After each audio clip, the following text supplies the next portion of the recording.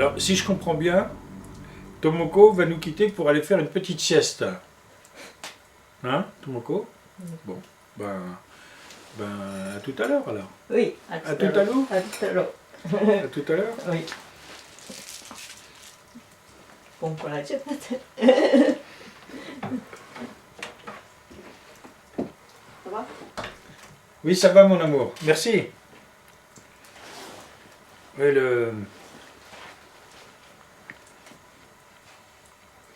Non, c'était l'idée de Walter Benjamin. J'avais piqué ça dans son texte sur... ça s'appelle La tâche du traducteur. Et... Enfin, tu sais comment je lis. Enfin, je sais pas comment toi tu lis, mais moi je lis un peu en diagonale, je pique une idée. Enfin bon, c'est effectivement c'est la lecture godardienne quand on pique à gauche et à droite. Et donc j'avais trouvé cette phrase-là, le traducteur a une dette. Voilà. Donc c'est parti de cette idée de la... Voilà. Et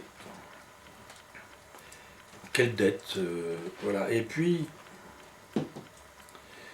à partir de cette notion de dette, de traduction et de dette associées l'une à l'autre, j'avais tenté de greffer l'idée de cinéma. Voilà, donc il y avait l'espèce de, une fois de plus, moi je marche toujours sur, comme ton trépied, là, je marche toujours sur trois pieds, voilà, tu sais, comme le vieillard qu'on devient, dans Sophocle, on dit, à la fin de la vie, on est en trépied, trépied, on a deux pieds, puis une canne, ben là, la canne elle est derrière toi, voilà, à 64 ans, il y a la canne arrive, bon bref. Je vais essayer de ne pas me perdre en route dès le début, donc je repars au point de départ. Donc la traduction, la dette et le cinéma, voilà. La tripartition, j'oserais même pas dire d'une réflexion, c'est pas du tout une réflexion, c'est plutôt une rêverie. Une rêverie flottante, voilà, sur ces trois mots. Et puis alors, avec le mot traduction, évidemment, en jouant avec les mots, en les rapprochant l'un de l'autre, en les dissociant l'un de l'autre, en les malaxant. Évidemment, il y a le mot le plus important, celui qu'on entend tout le temps dans le cinéma, tout le temps, c'est le mot production. Voilà. Et puis, je me suis dit, mais oui, mais on parle toujours d'un producteur, alors que, tu le sais mieux que moi, enfin, un producteur de film, souvent, c'est celui qui n'a aucun argent, enfin... Bien sûr, on a vu des très beaux films à Hollywood, de Hollywood, ou non, à Hollywood, où on voit mythifier, comme chez Minelli, où on voit mythifier le rôle du producteur. Oui, c'est magnifique, c'est presque trop beau. Mais enfin, dans nos petites vies, enfin moi je parle que de moi, je te demande pardon, mais j'ai rencontré 2-3 producteurs dans ma vie que j'ai toujours trouvé un peu pas très gentils, plutôt... mal élevé, bon, enfin bref. Donc voilà, alors moi je veux bien qu'on me parle de production, très bien, mais ça, pour moi ça fait plutôt partie d'une mythologie du cinéma. Mais alors, à la mesure de mon infortune et de ma faiblesse et voilà, des difficultés qu'on a pour faire des films tels qu'on les rêve, moi, je voyais plutôt le cinéma plutôt comme une traduction plutôt qu'une production. Voilà, j'étais arrivé à... non, justement, j'étais pas arrivé du tout, précisément. J'étais en train de... arriver, tu parles pas arrivé du tout, j'étais en train de vaguement rêvasser à cette idée de... Parce que dans le mot traduction, il y a le aussi trans... Tu sais, comme on dit aujourd'hui, transgenre, enfin, voilà, traverser des étapes, hein, et traverser je sais pas comment toi tu es fabriqué. Avant de fabriquer des films, tu es fabriqué toi-même. C'est-à-dire, et je ne sais pas si tu commences par une idée sur le papier ou si tu commences déjà par le faire opératique opératique, technique. Voilà. Mais de toute façon, quoi qu'il se passe, tu passes par étapes. Enfin, c'est pas que j'imagine, c'est que j'en suis sûr. Tu passes d'abord, tu prends ta voiture, ne serait-ce qu'aujourd'hui, tu as mis la caméra dans ton sac, tu as pris ta voiture et tu es arrivé ici. Ben déjà, ça c'est une activité pour arriver à ce qu'on fait en ce moment, c'est-à-dire tu as mis le trépied de la caméra et maintenant je suis devant la caméra et toi tu es derrière. Bon, ça c'est la deuxième étape, etc. Bon, donc c'est ça que j'appelle la traduction, c'est-à-dire l'envie ou le désir ou l'envie, alors le pro, c'est plutôt que production, c'est plutôt pro, ça veut dire allez, projeter, quoi, projeter, voilà, mais la projection c'est à la fin du film, c'est à la fin de du processus, enfin processus c'est pas très joli ce mot processus, c'est à la fin du travail, oui tu as le mot travail, il est plutôt pas, travailler, voilà, et puis alors il y avait une autre petite, alors je m'adresse aussi à toi en parlant d'un poète, parce qu'il faut toujours ne jamais oublier les poètes quand on parle de cinéma, parce que souvent on parle toujours de production, c'est-à-dire de budget, et puis ça, voilà, ça va nous rapporter combien ça va coûter, l'avance sur recette, tu as combien d'avance, et puis tu as eu Canal, et puis après tu as eu, t'as combien pour les ventes annexes, etc. Oui, mais n'oublions pas les poètes aussi, quand même. Et il m'est revenu avant que j'aime le cinéma, j'aimais la poésie, et c'était, d'ailleurs, c'est pas contradictoire, c'était même concomitant, c'est pas très joli le mot concomitant, mais enfin, c'était ensemble, c'était simultané. C'est un poète que tu as dû lire qui s'appelle Joël Bousquet.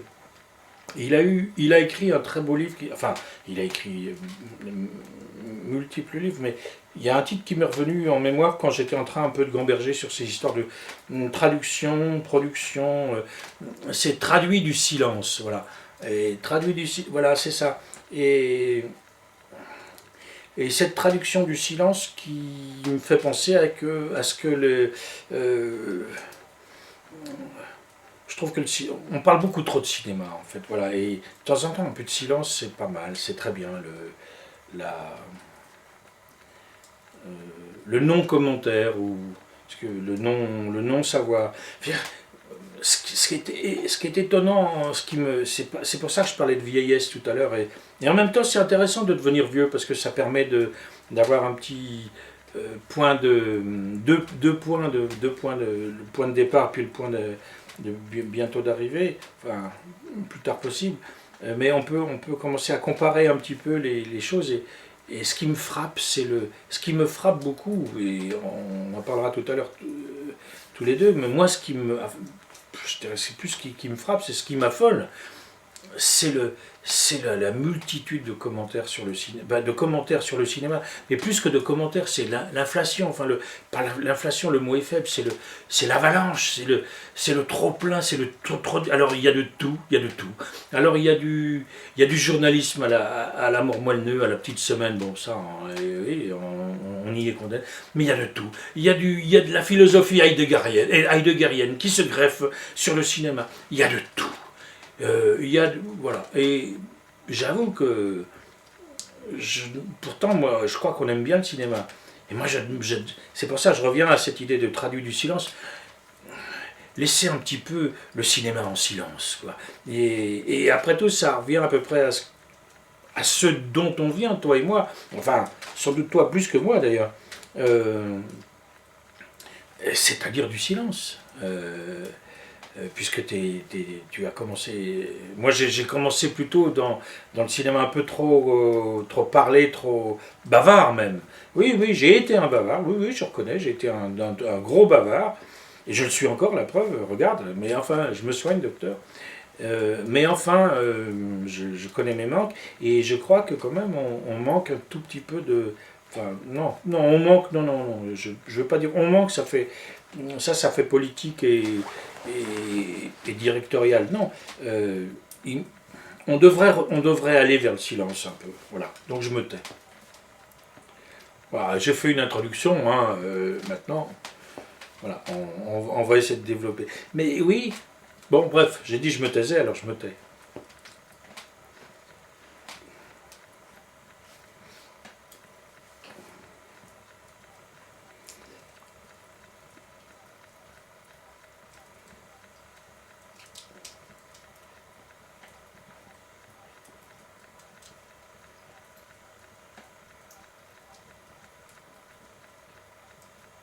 Parce qu'après tout, on n'est pas obligé de... Moi, je pense que j'ai dit... Ce que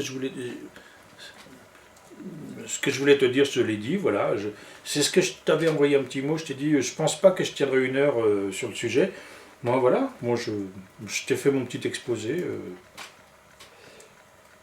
Je pose la plume, moi je trouve que c'est très bien. Enfin, non, quand je dis je trouve que c'est très bien, non, je trouve que c'est très bien de pas développer plus avant, voilà. D'ailleurs, c'est ça qui m'a toujours embêté dans les colloques sur le cinéma. Je sais pas si tu as fréquenté les colloques de cinéma. Assez peu. Eh ben, mon vieux, tu as de la chance parce que... Enfin, ça a duré des plans. Ah, les colloques sur Jean-Luc Godard et Jean-Marie Straub. Tiens, allez, ça y est, on est reparti sur eux deux, là. Ah, décidément, hein, ça tourne en rond.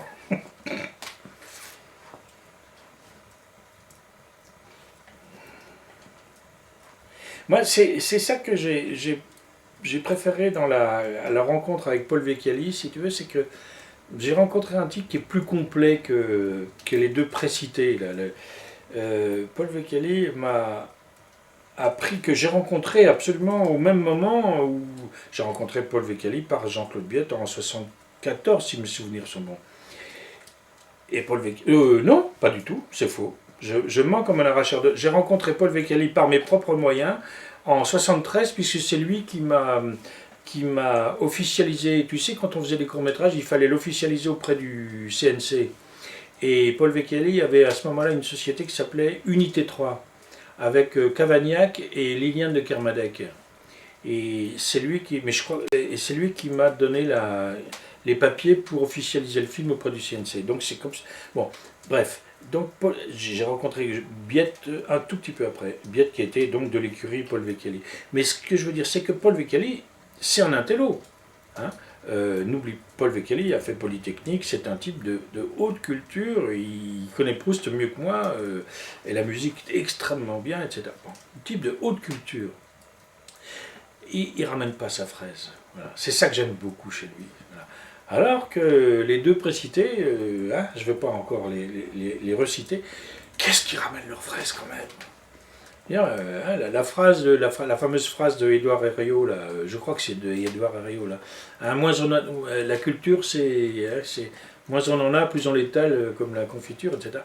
Moi, je trouve que ça leur va bien, cette phrase-là, à ces deux-là. Alors que Vecchiali, c'est un monstre de culture, mais il ne la ramène pas.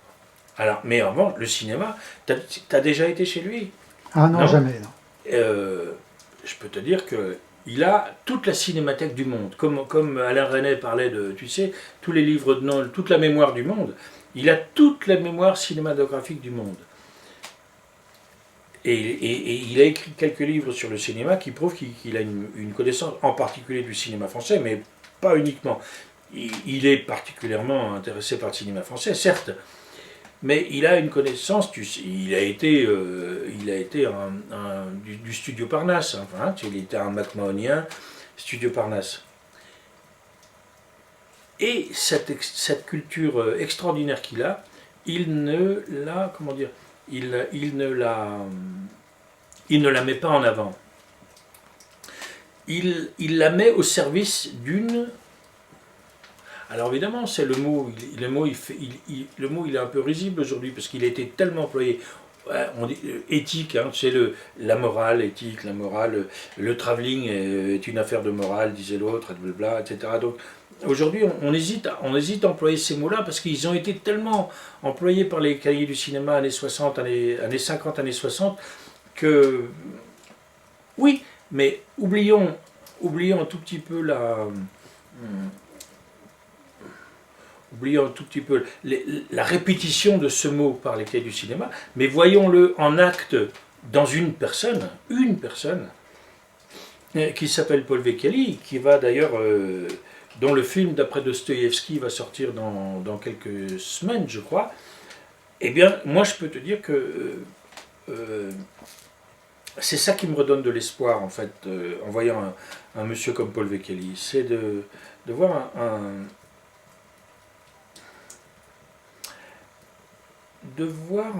un monsieur qui ne sait pas caché derrière une culture de semblant, une bibliothèque de confort, des citations, des béquilles de citations.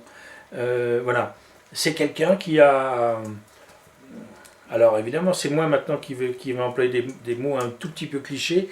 Tant pis, ça c'est le risque du monologue, et puis je vais essayer d'en trouver d'autres mieux après. Mais ouais, il a creusé son sillon, oui, c'est pas très joli comme expression.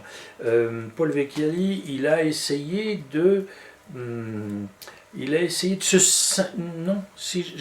se singulariser. Non, c'est pas le mot, parce que justement, non, précisément pas. Non, certainement pas se singulariser, parce que ça, c'est donné à tout le monde de vouloir faire le singe savant et de faire le singulier. Non, non, non, Paul Vecchiali, il a essayé au contraire de se fondre dans je me trouve se fondre, oui, vers le oui, tu sais, comme à la fin du bouquin de Ulysses de Joyce, de se fondre dans l'assentiment. Voilà. Voilà. Oui, l'assentiment, vers le oui. Alors que. Enfin, pas alors que. Non, non, c'est tout, voilà.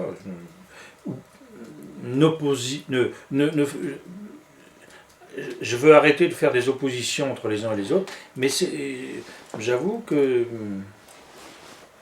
le parcours de Paul Vecchiali me touche beaucoup en ce moment, beaucoup plus, beaucoup mieux.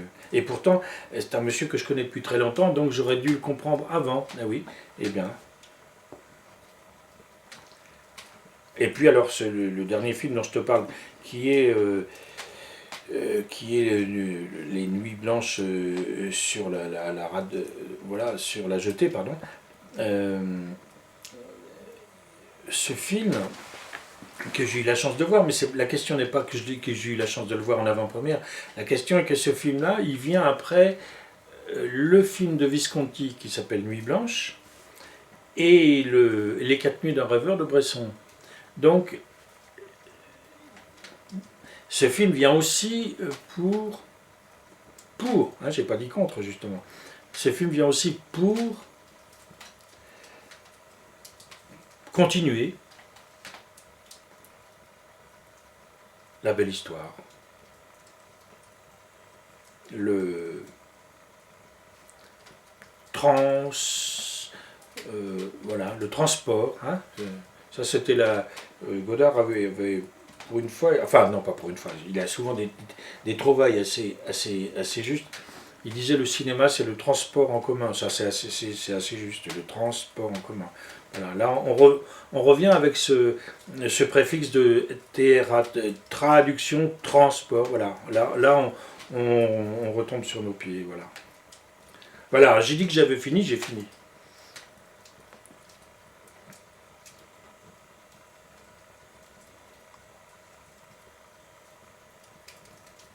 Si tu veux, on peut continuer à discuter dans les rues de Solonger sur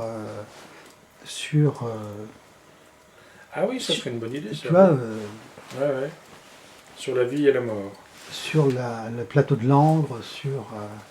Tu vas aller au plateau de Langres maintenant ? Non. Ah oui. Non, on peut parler du plateau de Langres, mais... Ah oui. Tu veux ?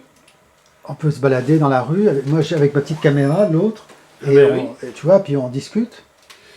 Je te suis, quoi. Ah oui. Qu'est-ce que t'en penses ? Bon, moi je suis partant. On y va alors ? On y va. Ah, mais il faut que tu t'habilles aussi. Hein. Oui. D'accord, on y va alors. On est parti. Celui-là, c'est famille par alliance de Lescure. Lescure, c'est Seb.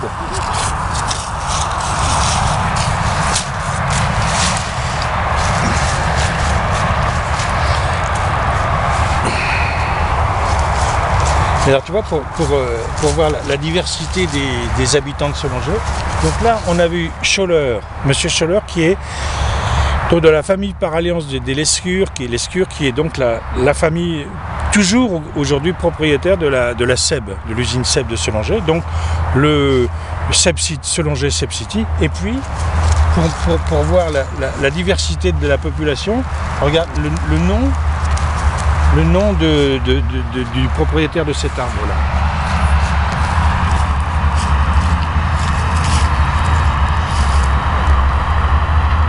Voilà, ça c'est toute l'histoire du village, ça c'est l'immigration des années 50. Et puis alors, donc on a le chant et le contre-chant, tu vois. Alors, je sais pas c'est quoi, c'est d'où, quel siècle exactement, ça je serais fichtrement incapable, parce que ça a été refait au cours. Gertrude, moi je dirais c'est roman, quoi. C'est Gertrude, c'est c'est pas la Lorraine, parce qu'ici c'était pas la Lorraine, mais c'est la Germanie, c'est germain le nom de Gertrude. Et puis de toute façon même la géographie l'indique bien, puisque tu as l'autoroute qui est en contre-champ, et précisément c'est l'autoroute qui va en Allemagne. Alors là où nous sommes, là précisément, oui. Ce n'est pas encore le plateau de Langres. On est juste au pied. Là on est vraiment juste au pied. D'ailleurs, si tu filmes, tu vois bien la petite côte là. Eh bien, cette petite côte là, c'est le premier contrefort de ce qui va être ensuite le plateau de Langres. Là, on est à la limite de la Bourgogne. Ici, c'est vraiment la fin de la Bourgogne et le début de maintenant ce qu'ils appellent la Champagne-Ardenne, avant que ça s'appelle dans quelques temps la Champagne-Ardenne-Alsace. Il y a une autre région qui ont... Lorraine. Alors, attends, Lorraine. Champagne-Ardenne, Lorraine-Alsace. Voilà, c'est ça. Voilà. Et bien donc, on est juste à la limite de Champagne-Ardenne, Lorraine-Alsace. Et puis là, c'est Franche-Comté, Bourgogne-Franche-Comté. Et la Bourgogne, voilà. Et donc, toute cette autoroute-là nous amène à...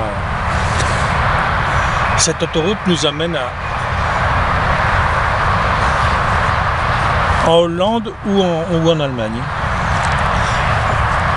Au sud de Langres, au nord de Langres, il y a un embranchement. On va au nord ou à l'est.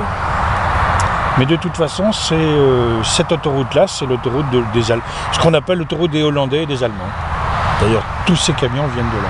Et même maintenant, évidemment, par l'Allemagne de Pologne, évidemment. Mais je sais pas si c'est dommage ou pas dommage, mais si c'est quand même un peu dommage, parce que quand même cette chapelle, elle avait quand même beaucoup de charme, et oui, c'est bien ma réflexion un peu ouais, c'est quand même c'est un peu dur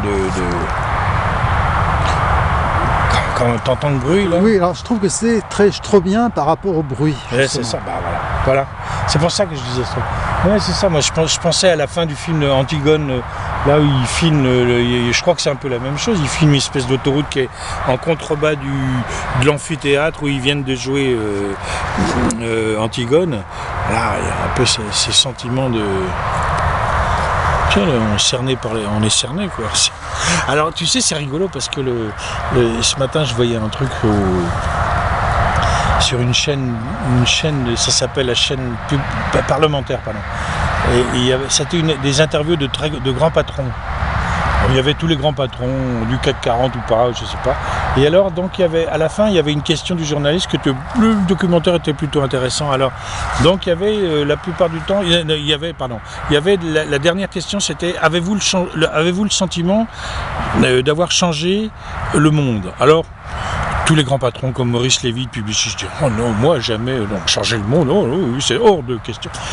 Mais les deux seuls grands patrons qui ont dit oui, moi j'ai le sentiment, mais qui en parlaient comme si c'était vraiment en bien, ils avaient changé le monde en bien, c'était les bétonneurs, les deux bétonneurs, c'est-à-dire Vinci, propriétaire des autoroutes, et Lafarge, le cimentier d'ailleurs. Les deux bétonneurs, eux, ils disaient ah oui, nous on a changé le monde, c'est-à-dire qu'on transforme le paysage. Ah bah oui, il faut voir comme, tiens, regarde, tu vois le résultat là, regarde comme ils changent le monde là. Ah oui. Alors voilà, ça va être ça de pire en pire.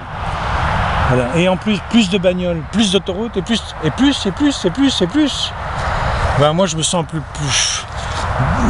quand même plus proche de cette petite chapelle Sainte-Gertrude. quand même que... Alors le contre-champ, comme tu dis très justement, le contre-champ se fait par le son, évidemment. Exactement. C'est exactement ça.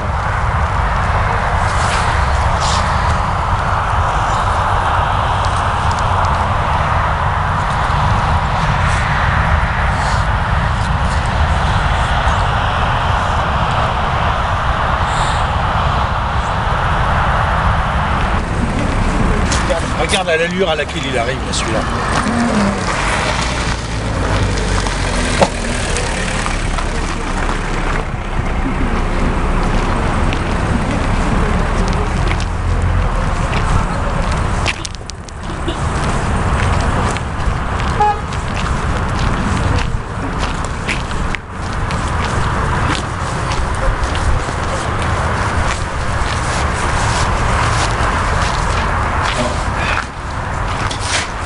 Hélas non.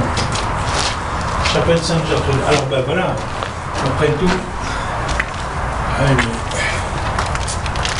Après tout. Ah. Ah ben tu vois, j'ai été très mauvais. En fait, c'est une chapelle qui n'est pas du tout romane. Elle a été édifiée en 1530.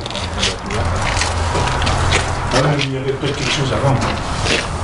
Après tout, on ne sait pas. Parce que souvent les chapelles sont édifiées sur des ruines anciennes.